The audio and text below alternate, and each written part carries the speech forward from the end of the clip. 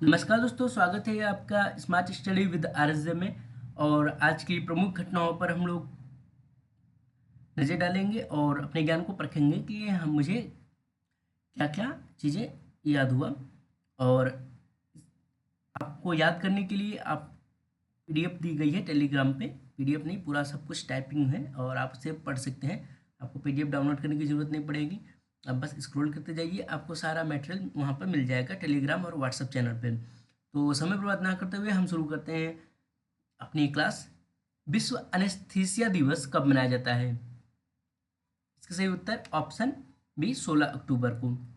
हर साल 16 अक्टूबर को विश्व एनेस्थीसिया दिवस मनाया जाता है। यह दिवस पहली बार 1846 में बोस्टन में एनेस्थीसिया का सफल प्रयोग करने की स्मृति में मनाया जाता है। इससे ऑपरेशन के दौरान दर्द रहित चिकित्सा की शुरुआत हुई। एनेस्थीसिया का अर्थ होता है मूर्छाना। ऐसी दवा जो मरीज को बेहोश करती है, उसे दर्द महसूस नहीं होने देती है। ठीक है। तो एनेस्थीसिया एक ऐसी प्रक्रिया है जिसे मरीज को सर्जन के दौरान दर्द महसूस नहीं होता है। और विश्व एनेस्थीसिया दिवस 2024 का मुख्य विषय है सुरक्षित और सुलभ चिकित्सा सेवाएं। एनेस्थीसिया का पहला सफल प्रयोग 1846 में हुआ था। अगला क्वेश्चन, न्यायमूर्ति संजीव खन्ना को किसने अपने उत्तराधिकारी के रूप में भारत के मुख्य न्यायाधीश के लिए नामित किया गया?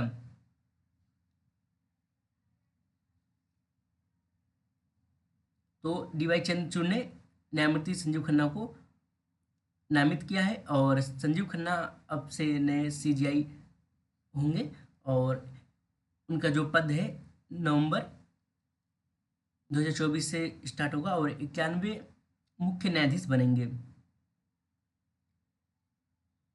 अगला क्वेश्चन, राष्ट्रपति द्रौपदी मुर्मू को अल्जीरिया में किस विश्वविद्यालय द्वारा मानद डॉक्टरेट की उपाधि से सम्मानित किया गया?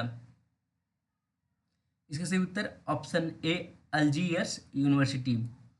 राष्ट्रपति द्रौपदी मुर्मू को अक्टूबर 2024 में अल्जीयर्स यूनिवर्सिटी यानी अल्जीरिया द्वारा मानक मानद डॉक्टरेट की उपाधि प्रदान की गई है। यह उपाधि अंतर्राष्ट्रीय संबंधों और वैश्विक विकास में उनके योगदान को सम्मानित करने के लिए दी गई है।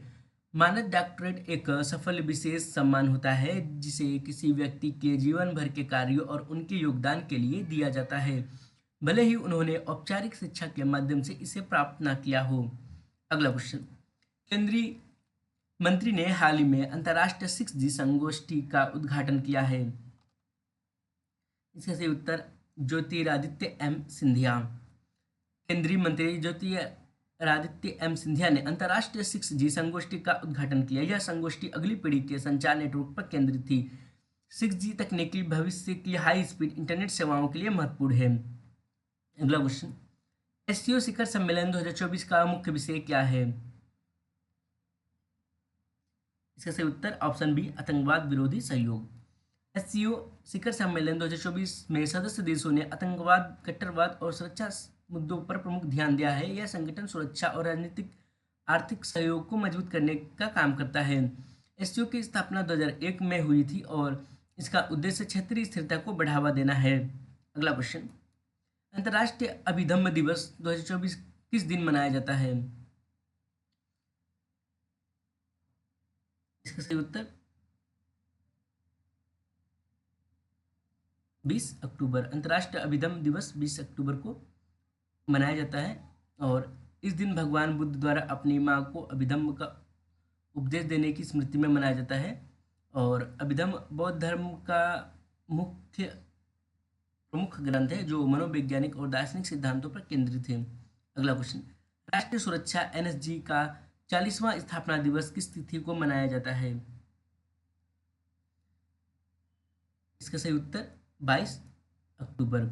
एनएसजी, जिसे ब्लैक कैट कमांडो के नाम से जाना जाता है, का गठन 1984 में आतंकवाद और सुरक्षा खतरों से निपटने के लिए किया गया है। 22 अक्टूबर 2024 को इसका 40वां स्थापना दिवस मनाया गया। एनएसजी का मुख्य उद्देश्य आंतरिक सुरक्षा को सुनिश्चित करना है और विशेष ऑपरेशनों का संचालन करना है। और भारत के संविधान के अनुच्छेद में 355 को भाग 18 में रखा गया है। भारत के संविधान में अनुच्छेद 355 का मुख्य विषय है बाहरी आक्रमण और आंतरिक सुरक्षा से राज्यों की रक्षा करना संघ का कर्तव्य है। अगला क्वेश्चन, सुप्रीम कोर्ट ने न्याय की प्रतिमा से किस प्रतीक को हटाया है? तो पट्टी हटा दिया गया है। न्याय की प्रतिमा की देवी के आंखों से पट्टी हटा दिया गया है और उनके हाथ में तलवार की जगह पर संविधान रखा गया है और तराजू जो है इक्वल कर दिया गया है, जो कि दर्शाता है कि संविधान सभी के लिए समान है। हाल ही में सुप्रीम कोर्ट की न्याय प्रतिमा, बाकी मैंने सब कुछ बता ही दिया है। और अनुच्छेद 14 कानून के समझ समानता है। SCCL south eastern coalfield limited किस क्षेत्र में अमृत फार्मेसियों की शुरुआत करने वाली पहली कोयला कंपनी बन गई है? इसका सही उत्तर स्वास्थ्य। SCCL ने स्वास्थ्य सेवाओं को बढ़ावा देने के लिए 4 अमृत फार्मेसियों की शुरुआत की है। इन फार्मेसियों में कम कीमत पर आवश्यक दवाएं और चिकित्सा उपकरण उपलब्ध कराए जाते हैं। अमृत फार्मेसी का उद्देश्य आम जनता को सस्ती स्वास्थ्य सुविधाएं प्रदान करना है, जो भारत सरकार द्वारा की प्रधानमंत्री भारतीय जन औषधि योजना का हिस्सा है। भारतीय संविधान से संबंधित अनुच्छेद की बात करें तो अनुच्छेद 47 राज्य का कर्तव्य है कि वह सार्वजनिक स्वास्थ्य में सुधार करें। अगला क्वेश्चन, काकसर पुल का नाम किस कर्लिंग युद्ध के नायक के सम्मान में रखा गया है? इसका सही उत्तर है कैप्टन अमित भारद्वाज। काकसर पुल का नाम बदलकर कैप्टन अमित भारद्वाज के सम्मान में रखा गया है। उन्होंने कारगिल युद्ध के दौरान वीरता दिखाई थी। यह पुल लद्दाख क्षेत्र में स्थित थे और उनके बलिदान को याद करने के लिए इसका नाम बदल दिया गया। पुल का नाम बदलने से उनका योगदान अमर हो गया है। अगला क्वेश्चन, HDFC बैंक ने अपनी पहली शाखा किस देश में खोली है जिससे उसकी वैश्विक उपस्थिति बढ़ी है? इसका सही उत्तर सिंगापुर। HDFC बैंक ने हाल ही में सिंगापुर में अपनी पहली शाखा खोली है। यह कदम बैंक की वैश्विक उपस्थिति को बढ़ाने और अंतर्राष्ट्रीय स्तर पर अपनी सेवाओं को विस्तार करने की दिशा में एक महत्वपूर्ण पहल है। सिंगापुर एक महत्वपूर्ण वित्तीय केंद्र है और HDFC के लिए एक रणनीतिक स्थान है। अगला क्वेश्चन, अखिल श्योरार ने ISSF वर्ल्ड कप फाइनल 2024 में कौन सा पदक जीता? इसका उत्तर कांस्य। अखिल श्योरार ने नई दिल्ली में आयोजित ISSF वर्ल्ड कप फाइनल 2024 में कांस्य पदक जीता। यह प्रतियोगिता निशानेबाजी के खेल में होती है जिसमें विभिन्न देशों के शीर्ष निशानेबाज भाग लेते हैं और कांस्य पदक तीसरे स्थान पर आने वाले खिलाड़ियों को दिया जाता है। अगला क्वेश्चन, आकाश त्रिपाठी को किस क्षेत्र में नेतृत्व की महत्वपूर्ण भूमिकाओं के लिए नियुक्त किया गया है?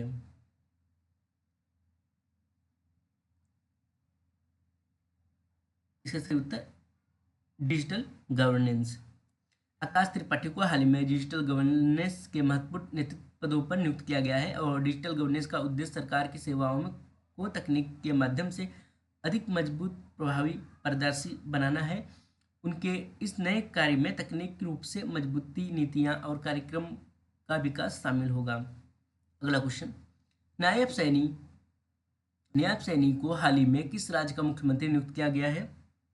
तो हरियाणा के। नायब सैनी को हरियाणा का नया मुख्यमंत्री नियुक्त किया गया है जब भारतीय जनता पार्टी द्वारा लगातार तीसरी बार राज्य में सत्ता हासिल की और उनके नेतृत्व में पार्टी ने प्रदेश में अपने शासन को जारी रखा। अगला क्वेश्चन, किस संस्था ने अंतर्राष्ट्रीय मिथेनॉल सेमिनार की मेजबानी की है? तो उसका सही उत्तर नीति आयोग। नीति आयोग ने मिथेनॉल सेमिनार का आयोजन किया है और मिथेनॉल को वैकल्पिक ईंधन के रूप में बढ़ावा देने और इसके उपयोग की संभावनाओं पर चर्चा की गई है। यह पर्यावरण के अनुकूल और स्वच्छ ऊर्जा स्रोत है जो भारत की ऊर्जा जरूरतों के लिए महत्वपूर्ण हो सकता है। अगला क्वेश्चन, कैबिनेट ने हाल ही में केंद्रीय सरकारी कर्मचारियों के महंगाई भत्ते में कितने प्रतिशत की वृद्धि की है? इसका सही उत्तर 3%। हाल ही में केंद्र सरकार ने कर्मचारियों के महंगाई भत्ते में 3% की वृद्धि की मंजूरी दी है। यह निर्णय कर्मचारियों के जीवन स्तर में सुधार और महंगाई से निपटने के लिए लिया गया है। महंगाई भत्ता हर छमाही में संशोधित किया जाता है ताकि इसे वर्तमान महंगाई के स्तर के अनुरूप रखा जा सके। अगला क्वेश्चन, काजीरंगा राष्ट्रीय उद्यान को भारत का दूसरा सबसे बड़ा किस जीव विविधता केंद्र के रूप में नामित किया गया? तो इसका सही उत्तर तितली। काजीरंगा राष्ट्रीय उद्यान जो असम में स्थित है, भारत का दूसरा सबसे बड़ा तितली विविधता केंद्र घोषित किया गया। इस क्षेत्र में तितलियों की अनेक प्रजातियां पाई जाती है जो जैव विविधता को और समृद्ध करती है। तितलियों का यह विविधता केंद्रीय पर्यावरण संतुलन के लिए महत्वपूर्ण है। एससीओ शिखर सम्मेलन 2024 का मुख्य उद्देश्य क्या है? तो आतंकवाद से निपटना है। और ये गवर्नमेंटल मीटिंग था, ठीक है। अगला क्वेश्चन, अमेरिका ने हाल ही में किस देश को थार्ड मिसाइल रक्षा प्रणाली सौंपी है? तो इजराइल, ताकि वो अपनी देश की रक्षा कर सके और मिसाइल को हवा में नष्ट कर सके, ठीक है। और अगला क्वेश्चन, 149वीं अंतर संसदीय संघ आईपीयू सभा का मुख्य विषय क्या है? तो इसका सही उत्तर विज्ञान प्रौद्योगिकी और नवाचार का उपयोग। 13 से 17 अक्टूबर 2024 को जिनेवा में आयोजित आईपीयू की इस सभा में लोकसभा अध्यक्ष ओम बिरला ने भारत का नेतृत्व किया। सभा का विषय है वैश्विक भविष्य को अधिक शांतिपूर्ण और टिकाऊ बनाने में विज्ञान और तकनीक की भूमिका पर आधारित।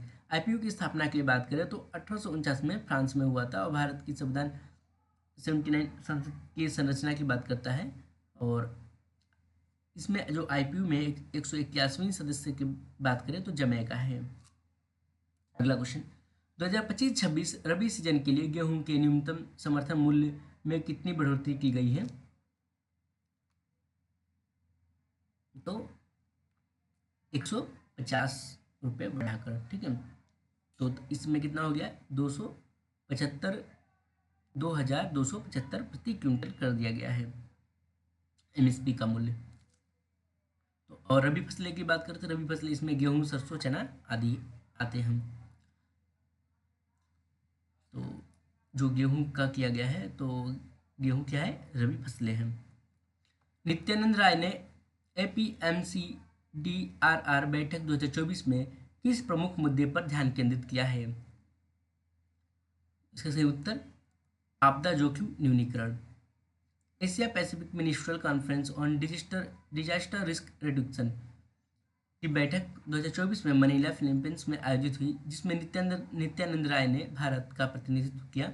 यह सम्मेलन आपदाओं से निपटने के क्षेत्र में सहयोग बढ़ाने पर केंद्रित था। भारत का डिजास्टर मैनेजमेंट एक्ट 2005 में आया था और संयुक्त राष्ट्र का सेंडाई फ्रेमवर्क 2015 से लेकर 2030 तक है। भारत और कोलंबिया के बीच हालिया समझौता किस क्षेत्र में सहयोग को बढ़ावा देने के लिए हुआ है? इसका उत्तर फिल्म उद्योग। भारत और कोलंबिया ने फिल्म उद्योग में साझेदारी को बढ़ावा देने के लिए एक समझौते पर हस्ताक्षर किए हैं। इस सहयोग से दोनों देशों में सांस्कृतिक आदान प्रदान और फिल्म निर्माण के अवसरों को प्रोत्साहन मिलेगा। अगला क्वेश्चन, 19वीं ICDRA international conference of drug regulatory authority की पहली बैठक किस भारतीय शहर में आयोजित हो रही है? इसका सही उत्तर नई दिल्ली। नई दिल्ली में पहली बार ICDRA बैठक आयोजित की जा रही है, जिसका उद्देश्य वैश्विक दवा नियामकों के बीच सहयोग बढ़ाना है। इस बैठक में नई दवाओं, नीतियों और स्वास्थ्य सुरक्षा से जुड़े मुद्दे पर चर्चा की गई है। 5वें राष्ट्रीय जल पुरस्कार 2023 में किस राज्य को सर्वश्रेष्ठ राज्य का खिताब मिला है? इसका सही उत्तर उड़ीसा। उड़ीसा ने 5वें राष्ट्रीय जल पुरस्कार 2023 में सर्वश्रेष्ठ राज्य का पुरस्कार जीता है। 5वें राष्ट्रीय जल पुरस्कार 2023 के विजेताओं के नामों की घोषणा केंद्रीय जल शक्ति मंत्री चंद्रकांत रघुनाथ पाटिल ने 14 अक्टूबर 2024 को नई दिल्ली में की थी। विभिन्न श्रेणियों में पुरस्कारों के विजेताओं को 22 अक्टूबर 2024 को नई दिल्ली में आयोजित एक समारोह में सम्मानित किया जाएगा। पुरस्कार समारोह की अध्यक्षता राष्ट्रपति द्रौपदी मुर्मू करेगी। राष्ट्रपति जल पुरस्कार की स्थापना केंद्रीय जल शक्ति मंत्रालय के तहत जल संसाधन और नदी विकास और गंगा कायाकल्प विभाग द्वारा की गई थी। यह पुरस्कार लोगों के बीच पानी के महत्व के बारे में जागरूकता बढ़ाने और सर्वोत्तम जल उपयोग प्रथाओं को अपनाने के लिए प्रेरित करने के लिए किया गया।